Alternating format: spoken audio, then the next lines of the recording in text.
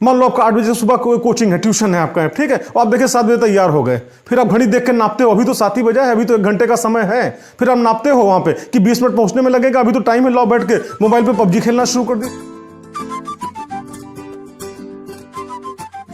Hello बच्चों, इस video में हम डिस्कस करेंगे मापन के बारे में, मेजरमेंट के बारे में। मापन क्या होता है, क्यों आवश्यकता होती है उसकी। पहले तो हम आपको यहां पे बात करें भौतिक राशियों के बारे में। इसके पिछले वीडियो में भी हमने आपको डिस्कशन किया हुआ है भौतिक राशियों के बारे में। एक बार फिर हम डिस्कस करते हैं भौतिक राशियां होती क्या चीज हैं। वे सभी राशियां जिनका किसी न किसी भौतिक घटना या परिघटना से संबंध हो और जिसका मापन भी किया जा सके, उन्हें हम क्या बोलते हैं, भौतिक राशियां। अपने दैनिक जीवन में तमाम भौतिक राशियों का उपयोग हम लोग करते हैं, या पढ़ाई में आप करोगे यहाँ पे दूरी, द्रव्यमान, समय, ताप, ज्योति तीव्रता, या इसके अलावा फिर आपका यहाँ पे जैसे घनत्व है, पृष्ठ तनाव है, ठीक है, तो ये सब के सब क्या भौतिक राशियां कहलाती हैं, ठीक है। अच्छा, अब हम आते हैं यहाँ पे, हमको मापन करने की आवश्यकता क्यों पड़ती है, तो हम आपसे बात करें यहाँ पे। आप जानते हो हमारी दिन भर की दिनचर्या मापन में ही गुजरती है। आपको कि ये कौन सी बात है, हम तो पढ़ाई करते हैं, हम कहाँ व्यापार करते हैं जो दिन भर मापन करते रहेंगे, ऐसी बात नहीं है। आपको समझाएं, सुबह नींद खुली, कैसे खुली, अलार्म बजा।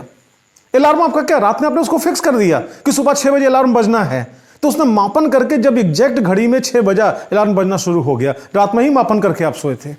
अच्छा, उसके बाद फिर आपका मान लो उठे, तैयार होना शुरू हुए, मान लो अचानक आपका यहाँ पे दूध वाला आ गया, ठीक, तो दूध वाला बाहर आया, दूध लेने आप निकलते हो, तो ऐसा नहीं कि उठा के आपके बर्तन में डाल दिया, वो साथ में वहां पे क्या एक मापक यंत्र लाता है, एक बर्तन लाता है, आधा लीटर या 1 लीटर का नपना लेके आता है। अब अगर आप 2 लीटर खरीदते हो तो आधा लीटर के जो नापने का मेजरिंग उसका बर्तन है 4 बार नाप के देगा। 1 लीटर का अगर उसका मतलब यंत्र है नापने का, अगर आपका यहाँ पे 2 लीटर खरीदते हो तो 2 बार नाप के देगा, वो भी आपको नाप के देता है। फिर आपका मान लो तैयार होना शुरू हुए, ठीक, मान लो आपका 8 बजे सुबह कोचिंग है, ट्यूशन है आपका, ठीक है, और आप देखिए 7 बजे तैयार हो गए, फिर आप घड़ी देख के नापते हो, अभी तो 7 ही बजा है, अभी तो 1 घंटे का समय है, फिर आप नापते हो वहां पे कि 20 मिनट पहुंचने में लगेगा, अभी तो टाइम है, लाओ बैठ के मोबाइल पे पबजी खेलना शुरू कर दिए, चलो बैठ के हम खेल रहे हैं वहां पे, ठीक। ये सब आप क्या मापन ही तो करके आपका यहाँ पे कर रहे हो। गुंजाइश थी समय की तो ही तो आप वहां पे पबजी खेलना शुरू किया, अदरवाइज आप सीधे भागते नहीं अगर देर कोई होती वहां पे। या मान लो आप मार्केट निकले, आपकी मम्मी ने बोला बेटा बाजार से 2 किलो भिंडी लेते आना, ठीक। अब आप देखो यहाँ पे, आप दुकान पे पहुंचोगे, दुकानदार से कहोगे भिंडी, ये नहीं कहोगे भिंडी दे दो, पूछेगा तुरंत कितना दे दो, तो आप कहोगे 2 किलो। अब वो अपना तराजू उठाएगा, बैलेंस, ठीक है, उससे नाप के 2 किलो आपको वहां पे क्या नाप के वो देगा, ना उससे कम देगा ना उससे ज्यादा देगा। वहां पे आपने मापन किया कि नहीं किया।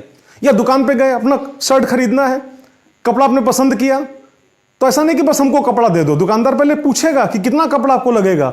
आप दर्जी से पूछ के आओ, आप पूछने गए वहां पे, जो भी 2 मीटर, 2.25 मीटर, 2.5 मीटर जो भी लगना हुआ, आप वहां पे क्या दुकानदार वहां पे क्या नाप के कपड़ा देता है। तो कहने का आशय यहाँ पे कि दिन भर हमको मापन ही करना पड़ता है, ठीक है। तो जो ये मतलब दिन भर हमको मापन ही करना पड़ता है। अब जब मापन करेंगे यहाँ पे किसी भी भौतिक राशि का मापन करेंगे, तो मापन करने में 2 चीजें होती हैं, आपको बताएं। एक तो आंकिक मान और दूसरा मात्रक। जैसे कोई भी भौतिक राशि अगर हमको व्यक्त करनी तो उसमें 2 चीजें हमको चाहिए, आंकिक मान चाहिए और मात्रक चाहिए। बहुत सिंपल सा एग्जांपल आपको दें यहां पे। जैसे आप सब्जी लेने गए थे, ठीक, सब्जी लाना हुआ, आपकी मम्मी ने बोला कि बेटा 5 किलो भिंडी लेते आना, ठीक है। तो आप दुकान पे गए वहां पे, तो आप दुकानदार को क्या बोलोगे, 5 किलो हमको क्या भिंडी दे दो। तो जिसमें आप जानते हो 5 क्या है, आंकिक मान, और किलो क्या है, मात्रक है, ठीक। तो आप जानते हो आपने वहां पे अपना जितना आपको चाहिए था उतना आपने बताया, दुकानदार ने उतना आपको दिया वहां पे, ठीक। अब उसके बाद यहाँ पे जैसे मान लो अब यहाँ पे आप अगर सोचो, ठीक, कि मान लो दुकानदार को हम क्या करेंगे, केवल आंकिक मान बोलेंगे, मात्रक नहीं बोलेंगे, ठीक। अब दुकानदार से अगर आपने सोचा कि मतलब हम केवल आंकिक मान बोलेंगे, मात्रक नहीं बोलेंगे, ठीक, दुकान पे पहुंचे, ठीक। अब आप उससे दुकानदार से कहो कि हमको 5 भिंडी दे दो, तो दुकानदार भी आपको भगा देगा, 5 भिंडी लेने आया है, ठीक। या अगली बार आप जाओ वहां पे, आप सोचो कि अच्छा ठीक है, हम केवल मात्रक बोलेंगे और क्या नाम है, आंकिक मान नहीं बोलेंगे, ठीक। अब दुकान पे पहुंचो, किलो भिंडी दे दो, तो कितना किलो, 1 किलो, 2 किलो की 10 किलो, कितना दे दे वो। तो कहने का तात्पर्य यहां पे कि आंकिक मान भी चाहिए और मात्रक भी चाहिए, दोनों मिलेगा तब वो भौतिक राशि आपकी मतलब व्यक्त की जाएगी यहां पे, ठीक है। जैसे आपको समझाएं यहां पे, तो आपने देखा यहां पे भौतिक राशि को व्यक्त करने के लिए हमको क्या चाहिए, आंकिक मान चाहिए और क्या चाहिए, मात्रक चाहिए, ठीक। आंकिक मान को आप इंग्लिश में क्या बोलते हो, न्यूमेरिकल वैल्यू, पहला वर्ड क्या एन, और मात्रक इंग्लिश क्या होती है, यूनिट, पहला वर्ड क्या यू। तो आप यूं कह सकते हो कि मतलब n into u that is equal to constant, आप कह सकते हो यहां पे, ठीक है। यानी कि आप जानते हो आंकिक मान और मात्रक दोनों का जो गुणनफल होगा ये हमेशा क्या होगा, नियत होगा। आप पूछोगे इसका मतलब क्या, बहुत सिंपल सा एग्जाम्पल देते हैं। मान लो आपके घर में कोई रूम है, हमने आपसे कहा बेटा उस रूम में कोई दीवार है, हमने कहा इस दीवार की लंबाई नापो, ठीक। आपने लंबाई नापा और मान लो दीवार की लंबाई आपकी निकली कितनी, 5 मीटर। आप गौर से देखना, दीवार की लंबाई कितनी निकली, 5 मीटर, ठीक। अब कोई दूसरा बच्चा आया, उसने कहा सर हम मीटर तो हम जानते नहीं, हम तो सेंटीमीटर जानते हैं। ठीक, हमने कहा ठीक है सेंटीमीटर में इसको व्यक्त करके बताओ। तो आप बताओ क्या उसको 5 सेंटीमीटर बोल दोगे? गलत हो जाएगा ना। जब सेंटीमीटर बोलना होगा तो कितना आप बोलोगे यहां पे? 500 सेंटीमीटर, क्योंकि आप जानते हो 1 मीटर में कितने 100 सेंटीमीटर होते हैं, तो 5 मीटर में कितने 100 वहां पे 5 मीटर में कितने 500 सेंटीमीटर होंगे। अब आप गौर करना यहां पे, आप देखना, आप बताओ 5 मीटर बड़ा है कि 500 सेंटीमीटर बड़ा है? दोनों बराबर है। ठीक, आप जानते हो यहां पे मीटर मात्रक क्या बड़ा है। ठीक, तो संख्यात्मक मान यहां पे क्या कम है, और मीटर की तुलना में सेंटीमीटर मात्रक क्या छोटा है, तो निश्चित रूप से संख्यात्मक मान यहां पे क्या हुआ? बड़ा हो गया। ठीक, अधिक हो गया। तो कहने का आशय यहां पे जितना ही बड़ा मात्रक इस्तेमाल करेंगे आंकिक मान उतना ही छोटा होता जाएगा, और जितना ही छोटा मात्रक इस्तेमाल करेंगे आंकिक मान उतना ही बड़ा होता जाएगा। ठीक, मान लो आपकी पहली पद्धति हो गई जिसमें आंकिक मान को हम यहां पे n1 से लिख दें, ये पहली पद्धति है, उसमें मात्रक को हम u1 से लिख दें।